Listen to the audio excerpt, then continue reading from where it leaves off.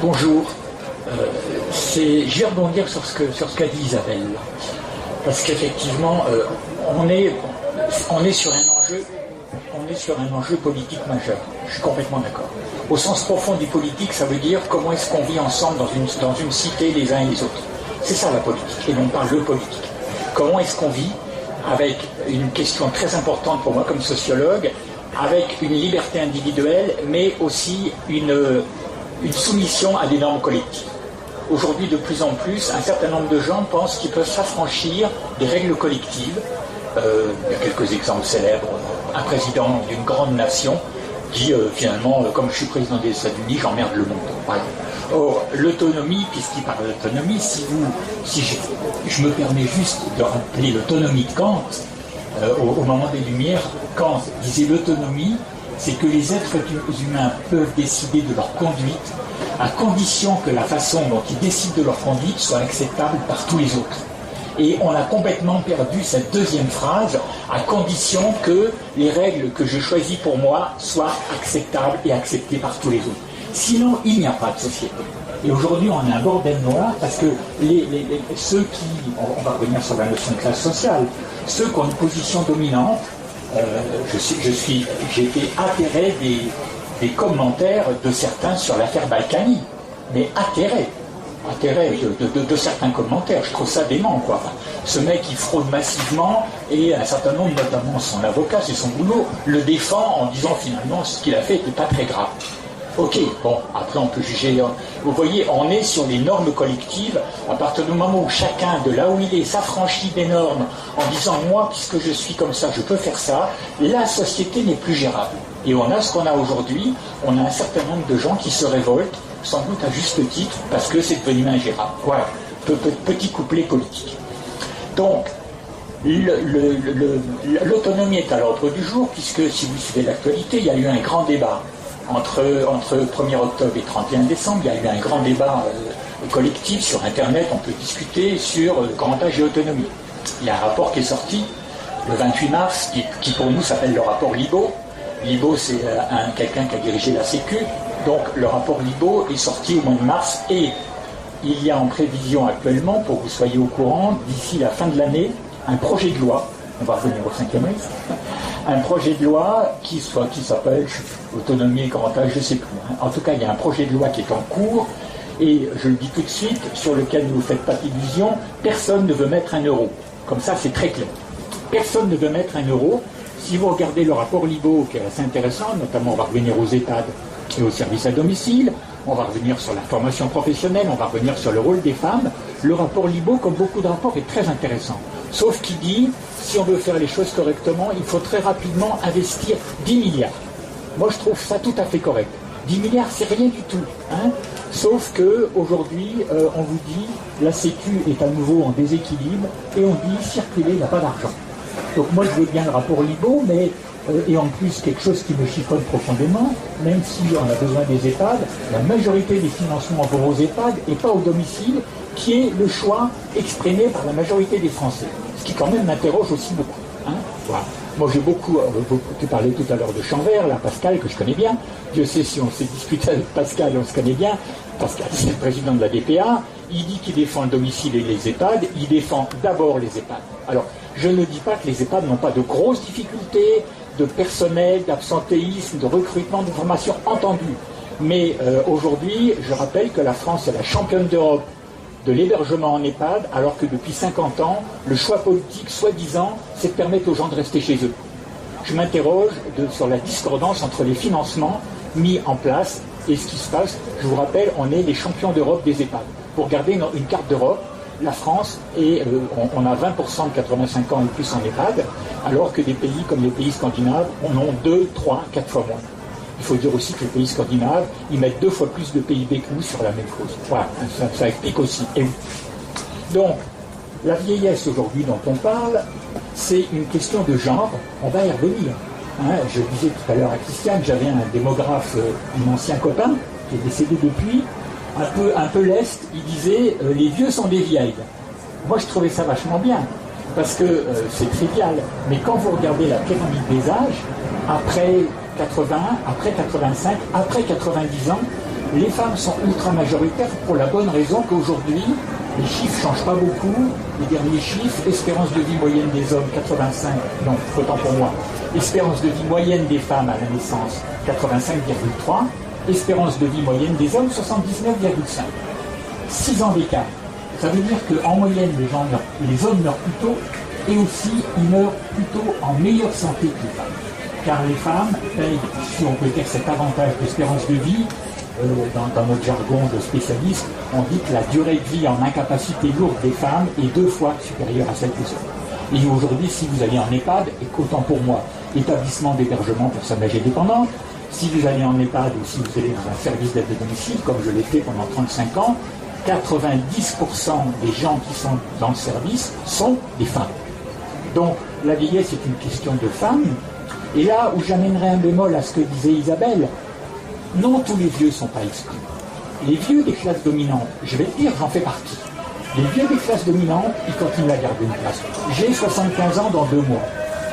J'ai été directeur de service, mais je suis sociologue, je suis enseignant. Aujourd'hui, avec bien des difficultés, j'ai pu garder une place d'enseignant. Est-ce que le gars qui est viré à 55 ans de son entreprise parce qu'on estime qu'il ne peut plus rien faire, il peut toujours rechercher une place, il ne la trouvera pas. Moi je me bats parce qu'aujourd'hui, après 70 ans, tu ne peux plus être payé. Tu ne peux plus être payé par la fac. Donc beaucoup de travail que je le fais bénévolement avec grand plaisir. Mais au moins, on me supporte. Donc il y a quand même une hiérarchie sociale. Ceux qui sont les plus exclus parmi l'âge, ce sont quand même les gens qui ont eu des vies difficiles, qui ont eu des carrières sociales compliquées. Je fais attention quand on parle de classe sociale, défavorisée, parce que les mots sont extrêmement dangereux.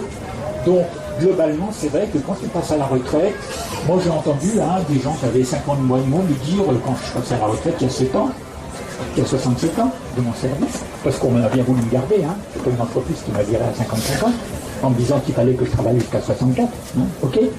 Mais on m'a dit, de toute façon, tu n'es plus dans la vie de tout le monde. Des gens de 5 ans plus jeunes m'ont dit, nos affaires ne t'intéressent plus. Mais qu'est-ce que c'est que ces conneries? Qu'est-ce que c'est que ces conneries? Pourquoi est-ce que parce que des gens vont passer à la retraite, ils ne s'intéresseraient plus aux affaires du monde? Ça, effectivement, c'est une exclusion, et je l'entends encore beaucoup. Mais pourquoi ma deuxième fille me dit, mais papa, pourquoi tu continues à faire tout ce que tu fais? Pourquoi tu t'arrêtes pas? Non, moi ça me plaît ce que je fais, je reste en contact avec les générations, enseignant c'est super, et j'y tiens beaucoup. Donc, vieillesse, entendez, question de genre, question sociale de genre, question sociale, question de classe sociale. Tu disais, Christiane, moi j'aime beaucoup ce livre, je le recommande à tous ceux qui ne l'ont pas lu, lisez La vieillesse de Beauvoir. Simone de Beauvoir, grande intellectuelle, la compagne de Sartre, j'allais dire son épouse, dans sa tombe, elle se dit c'est pas possible, j'ai jamais été l'épouse de Sartre. La compagne de Sartre a écrit dans les années 70 La vieillesse, et elle a cette phrase dont je me sers souvent. Elle dit essentiellement la vieillesse est liée à sa position de classe sociale. Suivant que vous êtes, je sais pas quoi, riche ou misérable, comme dans La Fontaine, et on le voit très bien. Et même chez les femmes, chez les hommes c'est évident, parce qu'on a parlé de l'espérance de vie. L'espérance de vie aujourd'hui des hommes des 4 supérieurs est de 7 ans supérieure à celle des gens du bas de l'échelle sociale. Et l'espérance de vie des 5% des Français les plus riches est de 13 ans supérieure à celle des 5% les plus pauvres. Si l'espérance de vie ne dit pas quelque chose de la stratification sociale, je ne sais pas comment je pourrais vous dire autrement. Donc, n'oubliez pas, cette stratification sociale, ça a été le débat de la discussion tout à l'heure, avec quelqu'un que j'ai rencontré. Je suis un sociologue gaucho, allons-y, mais les chiffres parlent pour moi. Voilà. Donc, on va revenir à cette question aussi des femmes. Alors, 5e risque, que je ne l'oublie pas, Isabelle. La question des femmes. Aujourd'hui, je viens de le dire, après 85 ans, majoritairement, l'entrée en incapacité. L'entrée en incapacité en France, je n'aime pas du tout le mot de perte d'autonomie qui n'est pas du tout clair. On ne sait pas si on parle d'autonomie fonctionnelle ou décisionnelle. Excusez-moi, mais c'est un mot de gériatre que je combats complètement. Il y a des gens qui ont des incapacités de la vie quotidienne. C'est beaucoup plus clair. Ils ont du mal à se lever tout seuls, ils ont du mal à faire leur toilette, ils ont du mal à s'habiller, ils ont du mal à prendre leurs médicaments, et Dieu sait s'ils en ont, beaucoup trop, et ils ont du mal à faire leur course. Il y a des gens qui ont des incapacités de la vie quotidienne. Cognitive aussi. Mais je préfère le mot de cognitive au mot de démence qui est utilisé à tort et à travers. Parce qu'on pourrait, alors bon, ça c'est un grand débat que j'ai avec mes copains gériatres, j'ai aussi des copains gériatres, comme dit l'autre, on se dispute comme des chiffonniers. Parce que moi, une certaine échelle qui permet de dire en 5 questions si t'es dément ou pas, c'est comme ça que ça se passe. Le fameux MMS, il est redoutable. Redoutable. Si on vous prend un jour le matin, vous n'êtes pas bien réveillé, je suis sûr que vous êtes dément. Alors et ça, il n'y a pas de souci. Hein. Dites-moi quel jour on est aujourd'hui, dites-moi qui est président de la République, éplez-moi le mot le monde à l'envers, décomptez de 7 en 7 à partir de 100, voilà le fameux, ce qu'on appelle dans notre jargon, le fameux MMS, Mini Mental State, état mental que on applique très souvent sans discernement à des gens qui ont une période de confusion, et nous avons tous à nos moments des périodes de confusion, et je dirais heureusement. Bon, voilà, donc la question aujourd'hui de la grande vieillesse, alors, juste je fais une incidente par rapport au 5e risque, parce que tu as dit, nous dans notre idée, on peut débattre du 5e risque, ça n'a jamais été un nouveau risque de sécu pour les personnes âgées. Ça a été un nouveau risque de sécu, et on peut en débattre, pour toutes les personnes en situation de handicap, quel que soit l'âge. Moi, dans mon labo d'éthique médicale, je travaille avec des gens de Necker. Le Necker, c'est à Paris, l'hôpital des enfants malades. Et un de mes copains, il y a un anesthésiste réanimateur sur les gens qui ont des problèmes de naissance. Vous avez des gens pour lesquels la naissance se passe mal et ils vont survivre, on peut d'ailleurs en discuter, avec des déficiences très importantes. Donc vous voyez bien malheureusement pour des gens, il ne s'agit pas d'attendre 85 ans pour qu'ils commencent à aller mal. Toute leur vie va se dérouler sous le signe des difficultés. Et la discussion qu'il y a eu, et comme vous le disiez, parce que la maladie fait mal son boulot, notamment dans le champ de l'invalidité. Vous devez savoir que dans les 4 risques de 45, vous avez un risque maladie et invalidité.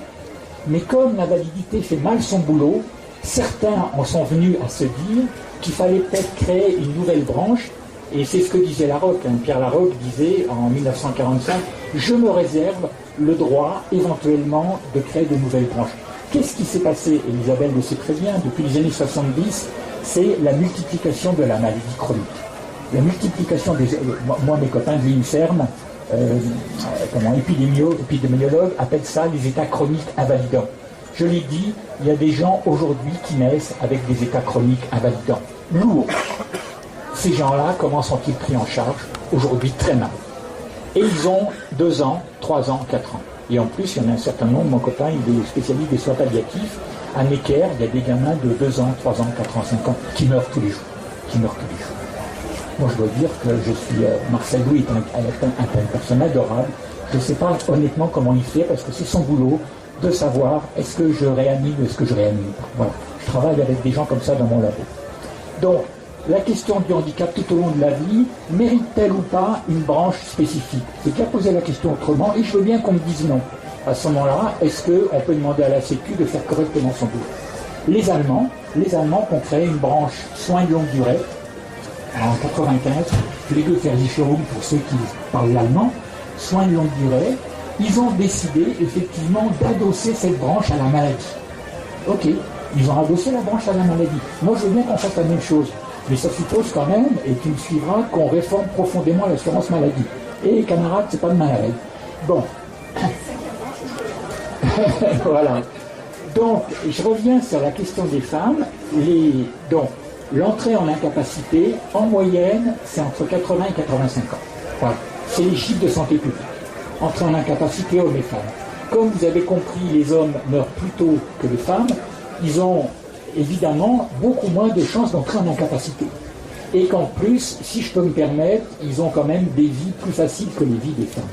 Quand vous regardez l'emploi du temps de l'INSEE des femmes, qui cumulent tâches familiales et tâches salariales, c'est impressionnant. Hein. Quand vous regardez, là, même chez les jeunes générations, je crois que l'INSEE a fait des calculs, les femmes passent 8 minutes de moins au ménage, c'est pas parce que les hommes le font, c'est parce que ça a été mécanisé. Hein. Et quand vous regardez la répartition des rôles, même dans les jeunes ménages, les jeunes femmes continuent à assumer 80 à 85% de la marge du ménage. Donc on peut s'expliquer aussi pourquoi. Alors pourquoi les femmes biculent en tant que nous? C'est qu'elles sont plus fortes que nous biologiquement. Il a bien fallu l'accepter. Le sexe est fort n'est pas celui qu'on dit. Mais derrière ces questions de biologie, il y a des questions de classe sociale. Donc les personnes en difficulté, ce sont plutôt des femmes. Les aidants professionnels sont majoritairement des femmes. J'ai dirigé un service d'aide à domicile pendant 35 ans à Paris, dans le 17e. J'avais 400 salariés, des aides-soignantes, des aides à domicile, et non pas des aides ménagères, ras-le-bol des aides ménagères, des aides à domicile ou des auxiliaires de vie sociale. Arrêtons ce mot d'aide ménagère qui renvoie à des tâches qui ne sont pas ce que font les aides à domicile. Aides-soignantes, infirmières, ergothérapeutes, psycho. J'avais 400 salariés. Combien j'avais de femmes dans mon personnel? 395. Il y avait un directeur homme, il y avait une directrice adjointe, il y avait un comptable, et puis il devait y avoir un informaticien. C'est la caricature. C'est la caricature. Mais voilà, bon, j'assume ma position d'homme. Alors c'était très intéressant parce que, je vais vous faire un petit scoop, j'avais un comité d'entreprise de la CGT, un peu vif, avec une bretonne bien comme il faut, qui s'appelait Donatienne. Et Donatienne, à bout d'arguments, quand on se discutait pas mal, il disait, de toute façon, je ne suis pas d'accord avec vous, mais comme vous êtes un homme, je vous obéirai. Je trouvais ça génial. Et on sait toujours, pendant 35 ans, c'est quand même toujours très bien entendu avec la CGT. Voilà. Donc, les aidantes professionnelles sont des femmes. À qui? Alors moi j'y pensais l'autre jour, parce que il y a pas si longtemps que ça, une ministre dont je tairai le nom, il n'y a pas si longtemps que ça, qui disait c'est pas la peine de former les femmes à s'occuper des autres, parce que grosso modo elles ont appris ça dans leur berceau. Enfin, il faut entendre ce genre de conneries venant de la part d'un ministre, parce que disait-elle, former les gens ça coûte cher. Eh ben oui. Et aujourd'hui je peux vous dire qu'en aide à domicile, je connais bien le sujet. Un certain nombre de départements, on ne va pas rentrer dans les problèmes financiers, un certain nombre de départements qui ont de grosses difficultés financières, des départements qui financent l'allocation d'autonomie et la prestation de compensation du handicap, demandent aux services à domicile de ne plus embaucher des femmes diplômées et formées parce que ça coûte cher. J'ai des noms de départements en tête, voilà. Donc on marche sur la tête. Donc les professionnels sont massivement des femmes, scandaleusement donc exploitées. Il n'y a pas d'autre mot. Aujourd'hui, une aide à domicile, elle est au SMIC. Et encore faut-il qu'elle ait un temps plein, avec des temps de trajet et qui sont mal pris en compte, ou des indemnités kilométriques mal pris en compte. Si vous êtes en province, si vous n'avez pas de véhicule, vous ne pourrez pas vous faire embaucher comme aide à domicile. Et les indemnités kilométriques ne couvriront pas, parce qu'on vous remboursera, ne couvriront pas les frais de votre véhicule. C'est des choses très concrètes. Si on regarde du côté des familles, puisque aujourd'hui, notamment dans le maintien à domicile, ça c'est les chiffres du ministère, de l'adresse, la direction de recherche et des études, 80% de l'aide apportée aux gens qui restent à domicile le sont par leur famille. Le sont par leur famille, et non pas par des professionnels. Ce qui montre bien l'insuffisance des politiques publiques. Mais là-dessus, moi c'est mon cheval de bataille, je ne suis jamais contredit. Je ne suis jamais contredit par les politiques parce que je connais les chiffres. Depuis le rapport Larocque, on a dit en France que la solution à privilégier était que les gens voulaient rester chez eux, et comme le dit la Cour des comptes, notamment en 2016, aucun gouvernement n'a mis cette politique en place. Je ne peux pas être plus clair que la Cour des comptes. Lisez le rapport de 2016 de la Cour des comptes, le maintien à domicile des personnes en perte d'autonomie. Voilà, ça fait des lectures pour ceux qui veulent continuer à travailler. Donc, concrètement, qui fait le boulot? Si aujourd'hui beaucoup de gens peuvent rester chez eux, c'est parce que ce sont les familles qui font le boulot, et les familles, ce sont, on va les trouver, les conjointes, quand c'est l'homme qui ne va pas bien, les conjointes, les filles, les belles-filles et les petites filles. Effectivement, parce qu'aujourd'hui, vous avez des gens qui ont 90 ans, les enfants ont 70 ans, les petits-enfants en ont 50, et quand c'est pas éventuellement l'arrière-petite-fille de 30 ans qui va mettre aussi la main à la pâte. Donc, quand vous regardez le schéma qui est fait là-bas, il est tout à fait exact. Les 4 femmes qui sont alignées, là, et bien effectivement, aujourd'hui, massivement, si la solidarité fonctionne relativement bien, c'est parce que c'est les femmes qui font le boulot. Je ne peux pas dire autrement. Et elles le font beaucoup au détriment de leur santé et de leur vie personnelle. Voilà. Je vais m'arrêter là, on va pouvoir commencer à débattre.